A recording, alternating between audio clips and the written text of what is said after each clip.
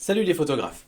En tant que photographe, on est souvent tenu pour responsable d'une manière ou d'une autre de la mémoire de la famille. Non seulement on est le photographe un peu attitré pour les fêtes, les réunions de famille, les vacances, les voyages, les moments importants, les petits moments du quotidien. C'est toujours «Ah tiens, toi qui fais des photos, tu pourras pas nous faire des photos de ça, ça et ça». Et souvent on le fait avec plaisir, surtout quand c'est pour des proches. Mais il y a autre chose d'encore plus important qui nous distingue des autres membres de la famille, c'est que nous, on maîtrise le workflow après la prise de vue. Chez la plupart des gens qui prennent des photos avec leur téléphone, et ben la photo elle reste dans le téléphone et elle s'entasse dans un dossier avec des milliers et des milliers d'autres photos. Et nous, les photographes, on a l'habitude de trier, de sélectionner, de retoucher certaines photos, de les classer et enfin de les sauvegarder. Ce qui fait qu'en fait, on a un accès beaucoup plus facile, rapide à des belles photos de la famille. Et tout ça, on en fait quoi au final? Bah, la plupart du temps, on le laisse sur un disque dur alors qu'on s'est cassé la tête à faire tout ça. Et moi, je m'insurge contre ça. Je dis non. Faut qu'on en fasse quelque chose de ces photos. Et du coup, ce que je vous propose, c'est qu'aujourd'hui, on monte une soirée diapo.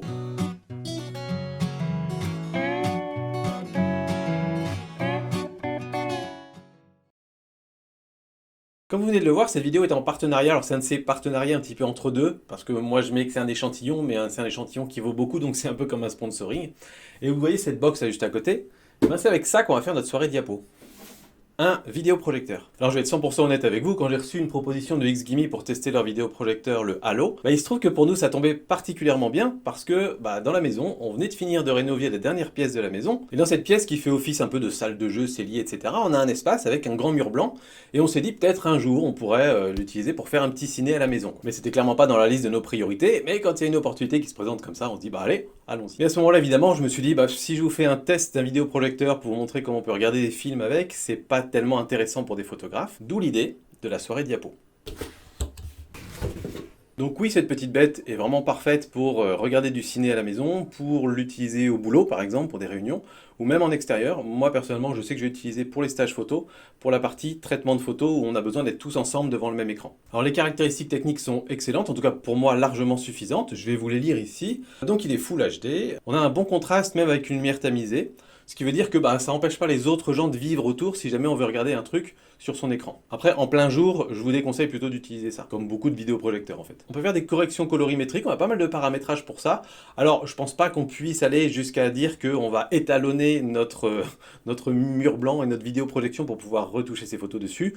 Je pense pas que ce soit l'idéal, mais au moins on peut ajuster un petit peu selon ce qu'on est en train de faire. On a des enceintes intégrées à l'intérieur de la boîte, et donc du coup ça circule un petit peu partout dans la pièce, et c'est plutôt de bonne qualité. Évidemment on va pas avoir des super basses, mais on a quand même un petit peu, et puis on a toujours la possibilité de brancher des enceintes externes si on préfère. Un point qui m'a plu beaucoup, c'est qu'on a une batterie intégrée, et c'est une batterie qui dure environ 2 heures, ça permet du coup de regarder par exemple un film en entier sans avoir besoin de le brancher, s'il est chargé à 100%. Et ça je trouve que c'était plutôt cool parce que je pensais que les vidéoprojecteurs avaient toujours besoin d'être branchés, j'ai souvenir de ces galères à essayer de trouver une prise, une rallonge pour pouvoir aller le placer à l'endroit où se met le vidéoprojecteur, parce que généralement un vidéoprojecteur, on le place rarement juste à côté d'une prise. Il est très silencieux à l'usage, c'est vraiment pas du tout gênant, on peut écouter de la petite musique, on peut faire des trucs vraiment sympas sans que ce soit gênant, il n'y a pas une grosse soufflerie, donc c'est très très chouette. Il y a beaucoup de choses automatiques, par exemple il a l'autofocus, on n'a pas besoin de venir régler à la main ou avec la télécommande, il utilise une petite mire, il fait la mise au point tout seul. Et puis le dernier souci qu'on a souvent avec les vidéoprojecteurs, c'est que quand on le met pas en face de là où on va projeter, ça fait une sorte de trapèze, et c'est vrai que souvent il faut bouger les pieds ou bouger tous les réglages. Là en fait ça se fait à l'intérieur du logiciel, et on peut recadrer pour venir remettre notre forme rectangulaire et avoir quelque chose de tout à fait correct, même si le vidéoprojecteur est totalement mis sur le côté. Moi je le mets à 3-4 mètres du mur en latéral, et ça projette très très bien une forme rectangulaire. On a un tout petit peu de lumière qui arrive sur le bord, mais dès le moment où on est plongé dans l'image, on l'oublie complètement. Et le dernier point, et pas des moindres, c'est que cette petite bête embarque Android TV, ce petit système d'exploitation d'Android, qui permet du coup d'installer des applications dessus. Donc vous allez avoir Amazon Prime, vous allez avoir France Télé, vous pouvez voir des replays de télévision, vous pouvez brancher votre ordinateur dessus. Enfin, tout est fait pour qu'on puisse avoir tout notre contenu très facilement dessus. On peut se connecter en Bluetooth avec le téléphone. Voilà, on peut faire exactement tout ce qu'on veut. On a bien sûr une petite télécommande qui est plutôt bien fichue et qui permet d'accéder au réglage très rapidement. Donc sur la partie vidéoprojecteur classique, ça remplit le job sans aucun problème. Maintenant, on va passer à la soirée diapo et voir comment on organise tout ça. Alors je sais bien que quand je parle de soirée diapo, certains d'entre vous savent de quoi je parle, il y en a quelques-uns qui vont bâiller d'ennui, et il y en a certains qui vont se dire mais de quoi il parle, c'est quoi ces histoires de soirée diapo? Du coup je vais vous raconter un petit peu ce que ça représente pour moi une soirée diapo. Quand mes parents se sont séparés, ma mère, pendant plusieurs années de suite, est partie faire des treks. Tous les ans, elle faisait un grand trek. Je pense qu'elle avait besoin de se vider la tête, etc. Et je me souviens que quand elle rentrait de ses treks, elle organisait une soirée diapo et elle nous montrait toutes les photos de son voyage, juste elle et ses 3 enfants. Moi, j'étais petit à ce moment-là, j'avais 4, 5, 6 ans. Et j'ai gardé un souvenir vraiment dingue de ces soirées-là. J'ai vraiment adoré ces moments où ma mère faisait bouger les diapos l'une après l'autre et à chaque photo, elle prenait le temps de nous raconter dans quelles circonstances elle avait pris cette photo, ce que ça voulait dire pour elle, et puis surtout l'histoire, comment l'histoire de son voyage se déroulait. Et je me souviens que je partais vraiment en voyage grâce à ces soirées diapos. Tel point qu'aujourd'hui, je me demande si mon goût de l'aventure, de la nature, etc. ne vient pas un petit peu de là en partie. Donc pour ceux qui comprennent toujours pas de quoi il s'agit, à l'époque de l'argentique, on pouvait demander au moment de développer le film qu'en fait les petits bouts de photos soient mis dans des petits cadres en plastique. Et ces petits cadres en plastique, on appelait ça des diapositives, on les mettait dans un appareil, soit qui tournait, soit qui est distribué, mais en gros qui passait une diapositive l'une après l'autre. Et donc ça permettait de faire une espèce de diaporama de photos avec les négatifs des photos qui étaient projetés pour qu'on les voit en positif. Il y avait même ce petit bruit caractéristique. On va faire de l'ASMR de diapositives. Et qu'est-ce qui s'est passé dans les années ou les décennies suivantes? Bah, à ma lecture des choses, on est passé des soirées diapos où on projetait sur un grand écran, on se mettait dans le noir et pendant 2 heures on regardait justement les diapos, les voyages, etc. Et on est passé de ça à bah viens, je vais te montrer sur l'ordi, à se mettre à 3-4 debout, pas très confortable, à regarder un écran d'ordinateur. Et ces dernières années, c'est peut-être ces 10 dernières années, on est passé au mode où c'est plutôt bah tiens, regarde, je te montre sur mon téléphone, alors ça c'était quand on était là, etc. Et on montre qu'à une seule personne à la fois une photo sur un tout petit écran de smartphone. Et oui, la technologie permet de partager plus facilement, de montrer ces moments-là bien plus rapidement, mais je trouve qu'on a énormément perdu de l'expérience des soirées diapo. Donc pour recréer notre soirée diapo, on a 3 phases. La préparation du diapo, l'installation du matériel et la soirée en elle-même. Premièrement, le choix des photos. Et comme n'importe quelle exposition, on va choisir une thématique, un sujet.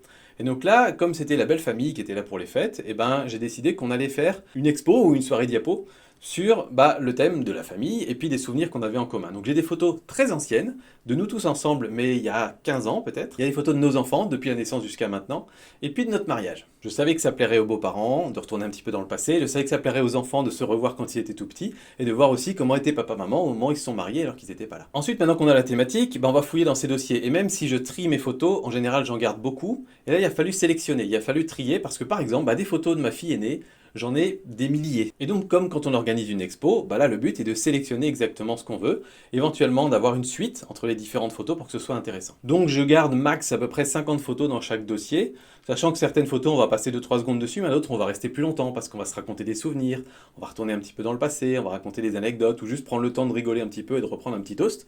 Et donc, voilà, ça permet d'avoir une soirée diapo qui dure 1 heure, 1 heure et demie. Il faut essayer de ne pas faire un truc beaucoup trop long pour pas que ça devienne un truc ennuyeux. Donc la sélection est faite, je me suis créé un dossier sur mon ordinateur portable, et puis j'ai même choisi des musiques au cas où ça pourrait être bien à ce moment-là de mettre des petites musiques et de les transférer du coup directement aux enceintes du Halo.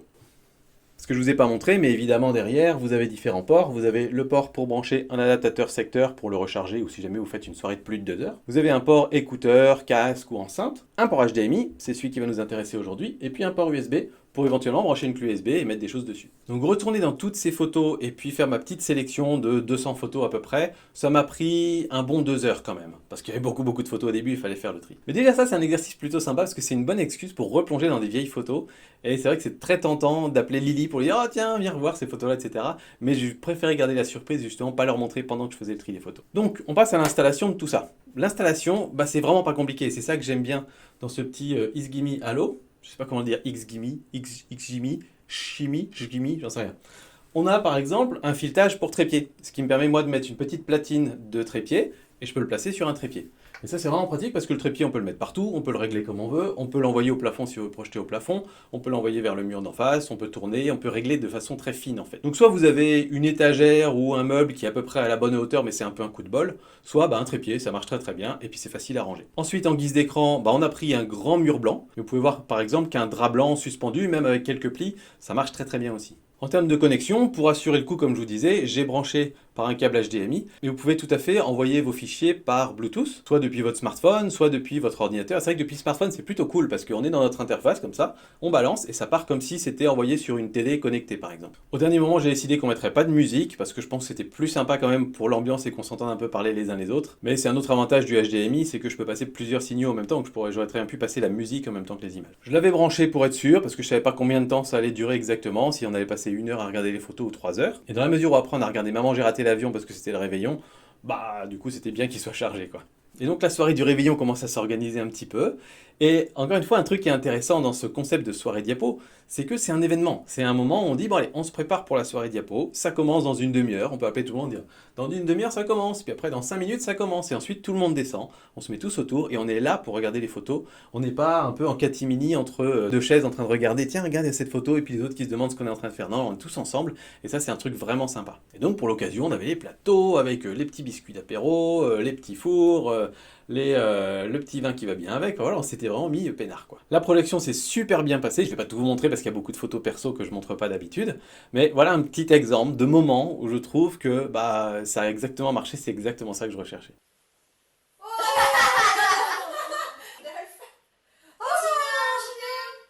Mais il y avait encore la cheminée. Oh Dieu! Allez, envoie-lui. Avec maman. Elle arrivait pas à revenir, elle était contre-coup. On était à contre-courant. Elles étaient gentilles. On habitait un tout petit village et il y avait qu'une boulangerie et on s'entendait vachement bien avec les boulangères, elles nous avaient fait plein de gâteaux et tout. Et un peu plus tard, Ah, celle-là aussi, il faut. mais voilà, donc j'ai pris ces petits moments-là pour montrer un petit peu le genre d'ambiance qu'on avait pendant 1 heure et demie. Et à la fin, on avait tous la banane, on était très contents de s'être replongés dans nos souvenirs. Là, c'est vrai que c'est des souvenirs de famille, mais ça peut tout aussi bien être des souvenirs d'un voyage, d'un road trip que vous voulez partager avec vos proches. Donc voilà, pour moi, c'est mission accomplie. J'ai demandé un petit peu les retours des uns et des autres. J'ai vraiment eu des super retours, justement, de personnes qui te disent c'est chouette de revivre un petit peu ces expériences-là qu'on a connues dans le passé et qu'on n'a plus trop l'occasion d'avoir aujourd'hui. Et finalement, j'étais content parce que c'était une mission accomplie. Je voulais justement que les personnes qui ont connu les soirées diapo avant revivent un peu ces mêmes émotions. Alors, au bilan de tout ça, c'est super pour les soirées diapo, pas de problème. Après, pour être tout à fait honnête, c'est quand même, ça fait cher si vous voulez faire que des soirées diapo et que vous allez en faire 2-3 dans l'année, juste pour la famille, n'achetez pas un vidéoprojecteur, même si c'est une expérience qui est super chouette. Mais je trouve qu'en complément d'un usage pour regarder des films, regarder des jeux vidéo, regarder la télé, je trouve que c'est pas si bête, c'est un vrai gros plus auquel on pense pas forcément, et après tout, si c'est pas des photographes qui en parlent sur internet, il y a personne qui va en parler. Donc je suis plutôt content en fait d'avoir trouvé cette idée-là, de l'avoir expérimenté pour vous et de vous dire que en fait ça marche bien et que c'est plutôt sympa. Ce que je trouve cool, c'est de me dire qu'en fait, parfois avant il y avait quand même des trucs qui étaient chouettes, et où en fait avec les nouvelles technologies, on peut tout à fait reproduire ces expériences-là, voire même les augmenter un petit peu avec de la musique, avec d'autres trucs, on n'a plus la soufflerie, on n'a plus le bruit des diapos qui tournent, c'est un petit peu différent, mais ça reste le même plaisir quoi. Alors peut-être quelques questions que vous vous posez. Déjà, c'est pour qui cette bête-là? Déjà pour les personnes qui ont le budget, c'est pas quelque chose qui coûte 100 euros, ça coûte un petit peu plus cher que ça, c'est loin d'être le plus cher sur le marché, mais c'est quand même un budget conséquent, et donc il faut en avoir l'envie ou l'usage, peut-être des personnes qui dans un coin de leur tête se disent depuis longtemps, ah là là, moi j'aimerais bien quand même me faire un petit home cinéma, on pourrait projeter à tel endroit. Maintenant je trouve qu'on a des produits qui sont vraiment cool et où il n'y a pas tellement de compromis en fait, là où avant il y avait plein de réglages à faire, c'était compliqué de mettre en place un vidéoprojecteur. Et là maintenant c'est vraiment limpide, ça fait un peu tout seul quoi. Est-ce que ça peut remplacer une télé? Alors pour mon usage, moi qui regarde quasiment jamais la télé, oui complètement. Parce que du coup quand je regarde la télé c'est pour regarder un documentaire, pour regarder un film, et généralement c'est un programme que j'ai choisi, je le mets, je le regarde et je suis concentré là-dessus. Alors, on n'est pas une famille où la télé tourne tout le temps en toile de fond, etc. Donc comme pour moi, regarder la télé c'est quelque chose d'intentionnel, et moi je préfère largement à regarder sur un grand écran, dans des conditions un peu façon cinéma, et c'est super chouette. Et je vous raconte pas les émotions et les pépites dans les yeux des enfants, quand on se fait une soirée ciné, quand on a regardé Maman j'ai raté l'avion justement, et qu'on était tous dans le canapé, on avait vraiment l'impression d'être au cinéma, et c'est assez chouette quoi. Si par contre vous avez une utilisation beaucoup plus régulière de la télé, si c'est quelque chose qui est plus ancré dans votre quotidien, là je pense que c'est pas forcément quelque chose qui va permettre de remplacer la télé dans la mesure où, comme je vous disais, quand il y a beaucoup de lumière du jour, quand on est vraiment dans un environnement lumineux, on va avoir beaucoup moins de contraste sur l'image, ça va être beaucoup moins agréable à regarder. Donc pour ce type d'utilisation à la journée, j'ai envie de dire, c'est peut-être pas la meilleure solution. Ensuite, pourquoi celui-là et pas d'autres? Alors là, je peux pas vous dire, parce que c'est le premier que je teste, j'en ai pas testé d'autres. Tout ce que je peux vous dire, c'est qu'il coche toutes les cases pour moi, et notamment la case simplicité d'utilisation. Il est très facile à mettre en place, il se configure un petit peu tout seul, et vraiment en 1 minute, on est en train de regarder un film, quoi. C'est vraiment très très facile. Et puis pour ceux qui ont des enfants, l'avantage aussi c'est qu'on le débranche, je le prends, je le remets dans mon bureau, et donc quand on n'est pas en train de s'en servir, eux ils peuvent aller dans la salle de jeu, j'ai pas peur qu'il y ait un accident ou qu'il tombe par terre par exemple. Dès que je veux m'en servir, je le ramène, pouf, je le mets sur son trépied ou sur son meuble, je le branche et c'est parti. Du côté des petits défauts, parce qu'il y en a quelques-uns, certains menus sont en français et certains sont en anglais, je sais pas pourquoi, tout n'est pas tout à fait traduit. C'est pas gênant parce que globalement c'est vraiment des termes simples et on comprend exactement ce que ça fait. Puis on n'a pas besoin d'aller souvent dans les menus non plus. Autre petit truc, il fait l'autofocus au moment du démarrage, automatiquement. Mais j'ai remarqué que en chauffant, le focus pouvait se bouger un tout petit peu. Donc souvent après 5 minutes, il faut reprendre la petite télécommande et puis bouger le petit bouton en dessous et hop, il refait l'autofocus. Ça prend 4 secondes et à nouveau c'est net. C'est un tout petit désagrément. Pour moi, c'est pas un souci.